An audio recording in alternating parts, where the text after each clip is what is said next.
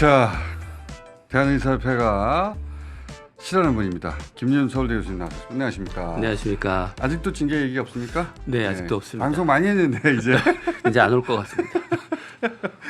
자, 서울대 교수로 계신데 현직으로. 근데 네. 이제 불편한 얘기, 의사들이 불편할 얘기, 그리고 또 의사협회가 특히 불편할 얘기를 많이 하셔가지고 징계 얘기가 항상 나오는데 징계는 안 하고 있다.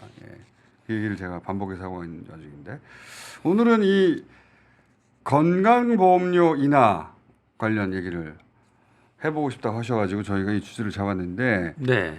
윤 대통령이 이제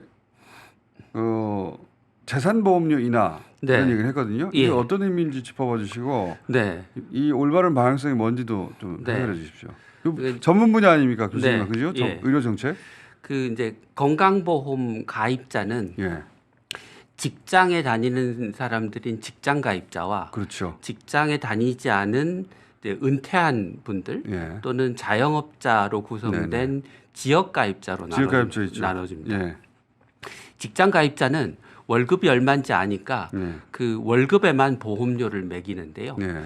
이제 지역 가입자나 은퇴자는 파악되지 않는 소득이 있을 수는 있으니까 소득에만 보험료를 부과하는 게 아니고 재산과 자동차의 보험료를 쭉 부과해 왔었습니다. 재산 자동차. 네. 근데 그 재산보험료네요. 그렇죠. 예. 예. 재산 보험료를 지금 원래 내던 거에서 한 30% 정도 깎아줬다. 30% 깎았다. 예, 라고 하는 게 이제 정부가 발표한 내용인데 예. 이제 문제는 뭐냐면 원래 재산 보험료를 너무 많이 걷고 있었던 겁니다. 아, 우리 그 설계가 그렇게 잘못됐다. 네, 네, 네. 오. 그러니까 이제 예를 들면 그 적정 가격이 10,000원인 상품에다가 예. 8만 원으로 가격을 붙여놓고 소비자들한테 8만 원씩을 받아왔던 거예요.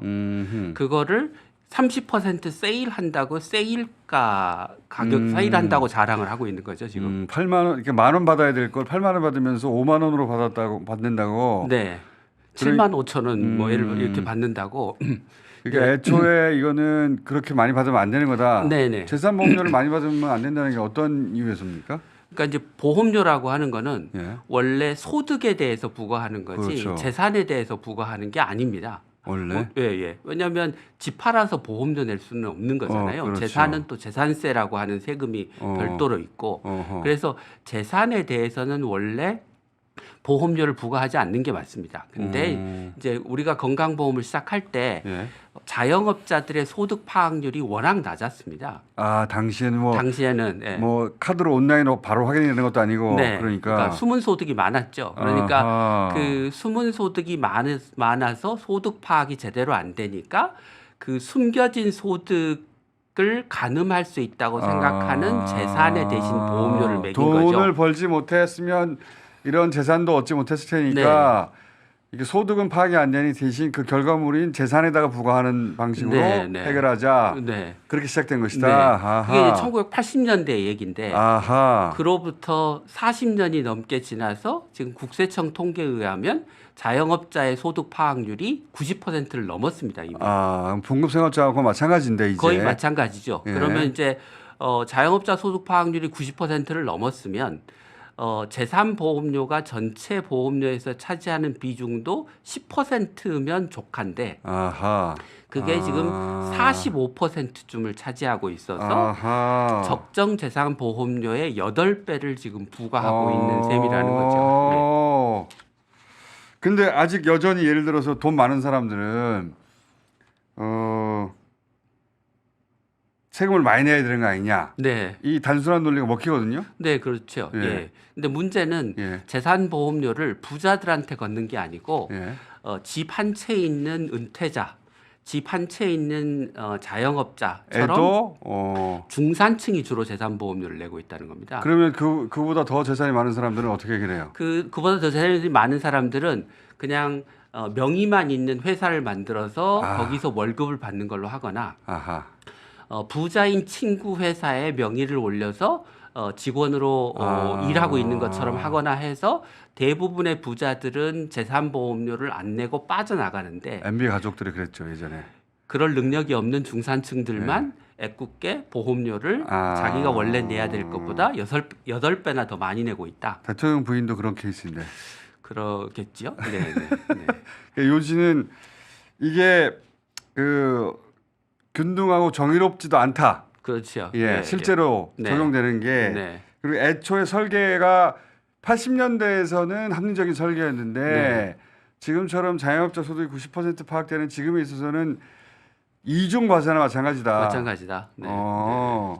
근데 이제 더 문제는 예. 이런 사실을 잘 알고 있는 보건복지부나 건강보험공단이 관련 통계를 공개하지 않고 있다. 심지어는 조직 내부에서도 이 일을 하는 사람들만 재산보험료를 내는 사람들이 부자인지 중산층 은퇴자인지를 알고 있지 그 조직 내에서도 관련 자료를 다른 사람들이 볼 수 없게 비밀로 유지하고 있다. 비밀로 유지하는 이유가 있겠죠. 예, 그러니까 정의롭지 않게 돈을 엄청나게 많이 걷고 있는데 그걸 국민들이 알면 큰일 나니까 숨기고 있는 거죠. 그러니까 교수님처럼 이 분야의 전문가가 볼 때는 이거는 재산보험료를 과도하게 내고 있네. 이 설계는 바뀌어야 돼. 네, 근데 이제 저항이 있을 수 있고 네. 그리고 그 과정에 비용도 들어갈 것이고 시간도 걸릴 것이고 네. 그렇기 때문에 이걸 바꾸느니 돈은 들어오니까 네, 내는 사람은 또 모르고 네. 당연히 내야 되는 줄 알고 내고 네. 있으니까 네. 그냥 내버려 두고 있는데 이 말 나온 김에 뭐 대통령이 이건 이제 인기성 발언인데 사실은 네. 인기성 발언인데 기왕 그렇게 할 거면 이번에 이참에 설계를 제대로 하자 네. 이 말씀이시네요. 그렇죠. 그러니까 재산보험료를 지금 이제 원래 걷어야 될 것보다 8배를 더 많이 걷고 있었으니 그거를 원래 정상적인 수준인 8분의 1로 줄이자. 그런데 한꺼번에 줄이면 건강보험의 재정에 너무 부담이 가니 단계적으로 줄이자. 그러면 예를 들어 윤석열 대통령이 정말로 그 자영업자 은퇴자를 걱정하고 보험료를 공평하게 걷는 게 이제 목적이라고 하면 이번 정부 임기 내에 예를 들면 앞으로 3년 동안 단계적으로 재산보험료 비중을 줄여서 현 지금의 8분의 1로 낮춘다라고 할 수 있다는 거죠. 그렇게 할 수 있는데 그런 생각은 없는 것 같아요. 이제 주로 이렇게 돈은 많이 안 쓰고 생색을 주로 내는 데 요즘 이제 집중을 하고 계신 것 같습니다. 만약에 이렇게 이제 듣기는 좋아요. 내가 그러면 이 80년대 설계 때문에 지금은 안 내도 되는 보험료를 내고 있다는 얘기네. 네. 설계를 바꾸면 그러면 건보의 재정에 문제가 생기는 거 아닌가? 이런 생각도 할 수 있잖아요. 네, 지금 이제 그 재산보험료가 그 한 4.5조 정도 됩니다. 4.5조? 예, 네. 예. 그러니까 연간 이제 걷는 그 건강보험료 전체 재정이 한 70조, 네. 뭐 80조 가까이 되니까 뭐 아주 높은 건 아니지만 그러네요. 그래도 적지는 않은. 한 5% 정도 되네요. 네, 그죠? 네. 네. 근데 이제 제가 말씀드린 대로 재산보험료를 적절한 수준인 8분의 1로 줄이려면 네. 지금보다 재산보험료가 한 4조 원쯤 줄어들게 되는데 4조 어디서 마련해야 되는데. 네, 사정을 어디서 마련해야 되는 거죠. 근데 이제 우리나라 의료 시스템이 워낙 낭비적인 체계로 되고 있어서 건강보험료가 여기저기 줄줄 새는 곳이 많습니다. 어허. 그러니까 대표적인 게 이제 실손보험과 비급여 진료죠. 그러니까 실손보험 비급여 진료를 언뜻 생각하면 그냥 그게 비급여 진료니까 건강보험 재정에 영향을 안 준다고 생각할 수 있지만 실은 건강보험 진료를 하러 가서 거기서 실손 비급여 진료를 받기 때문에 불필요한 과잉 진료의 진료비가 건강보험으로도 청구되는 거거든요.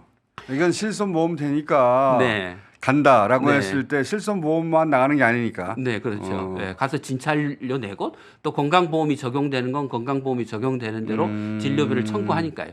그렇게 해서 쓰이는 돈이 한 5조에서 6조 원 정도가 그냥 낭비되는 걸로 지금 추정이 됩니다. 실손보험 된다고 생각해서 소비자들이 가서 쓰는데 자기가 돈을 안 내니까. 근데 실제로는 그때 건보도 같이 주려는 것이다. 그렇죠. 예, 예. 그러니까 실손보험 제도만 개편해도 몇 조 원을 줄일 수가 있고, 예. 뭐 우리나라가 OECD 대비 병상이 한 3배쯤 된다고 하는데, 그러면 병상이 많아요? 예, 인구당으로 치면 한 3배쯤 많습니다. 병상이 많은 나라네요, 네, 우리가. OECD 중에서 국가 중에서 가장 많은 나라입니다. 일본을 우리가 이제 따라잡을 상황입니다. 일본이 많았는데, 근데 이제 우리나라 사람들이 외국 사람들보다 더 많이 아파서 병원에 더 많이 입원하고 수술을 더 많이 해서 병상이 많은 게 아니고 그런 게 아니겠죠. 병원들이 의사들이 이제 환자를 입원시켜서 돈을 벌기 위해서 병상을 많이 지어놓고 외국에서는 입원 안 해도 되는 환자 입원시키고 수술 안 해도 되는 환자 수술시켜서 그 쓰는 돈이 연간 한 11조 원 정도로 추정이 됩니다. 그렇군요. 그러니까 그렇게나 많군요. 엄청나게 돈이 새고 있고요. 그 재정이 낭비되는 규모 전체를 추계하면 현재 그 건강보험 전체 지출의 한 30%쯤에 해당하는 한 30조 원 정도가 낭비되고 있는 돈이다라고 추정이 됩니다. 그러니까 그 돈을 30조 원을 한 15%만 줄여도 재산보험료를 정상화시킬 수 있는 거죠. 교수님 말씀이 요즘 이거네요. 그러니까 설계 잘못했다 첫째. 이거는 그때하고 시대 상황이 다르기 때문에 재산에다 이런 식으로 보험료 부과하는 것은 형평에 맞지 않다. 네. 줄여야 된다. 네. 근데 그러면 그 줄여서 그 부족해진 세수는 어떻게 하느냐, 그 재정은 어떻게 메꾸느냐, 그 전체적인 설계를 현대화하고 그 다음에 합리화하는 과정에 지출도 마찬가지로 조정을 할 필요가 있다. 네. 거기서 사조는 나올 수 있다. 네, 충분히 나올 수 있습니다. 네. 그리고 지금처럼 이렇게 그 밑빠진 독에 물 붓는 식으로 건강보험이 줄줄 새는 거를 방치하면 우리나라 건강보험이 20년, 30년 뒤에도 계속 지금처럼 유지될 수 있을 거라고 보장할 수가 없습니다. 그거를 이제 지금 보장성을 축소해서 어떻게 해결하려고 하는 것 같은데 네. 교수님 말씀대로 보장성은 높이고 새는 걸 막으면 되는 거다. 네. 그런 거죠. 예를 들면 이제 비유를 하자면 집에서 엄마 아빠가 인터넷 쇼핑으로 쓸데없는 물건 잔뜩 사서 가게가 적자가 났는데 가게가 적자 나니까 너 학원 가지 마라고 애한테 얘기하는 거나 마찬가지인 거죠. 자기네들 인터넷 쇼핑을 줄여야 될 생각을 안 하고. 네. 엄마 인터넷 쇼핑도 중요하긴 합니다. 네. 근데 비유하자면 꼭 필요하지 않는 거, 네, 그런 꼭 필요하지 지출, 않은 거. 네, 그런 그런 지출 취지로. 때문에 꼭 필요한 지출을 지금 줄인다는 게 말이 되냐 네. 그런 말씀이신데 저도 인터넷 쇼핑 많이 합니다. 왜냐하면 그게 스트레스 해소가 되니까. 네, 네. 시간도 없고. 네. 그리고 이제 배달 올 때쯤 되면 잊어버리죠. 왜 주문했지? 자, 비유는 그러한데 취지는 잘 알겠습니다. 자, 우리 김윤 교수님과 저희가 주기적으로 평상시에는 접하기 어려운 영역인데 여기가. 네. 예. 근데 듣고 보면 꼭 알아야 됐던 사안이더라고요, 항상. 예, 우리 생활과 사실 밀접한 이야기들인데 이게 정부가 정보를 잘 공개를 안 하고 이게 제대로 얘기해주는 전문가가 별로 없다 보니까 국민들이 잘 모르고 계신 게 많은 것 같습니다. 그런 전문가이신 김윤 교수님 계속 모시겠고요. 예. 쇼핑 또 잘하시길 바랍니다. 네, 다음 주에 뵙겠습니다. 감사합니다. 네, 감사합니다.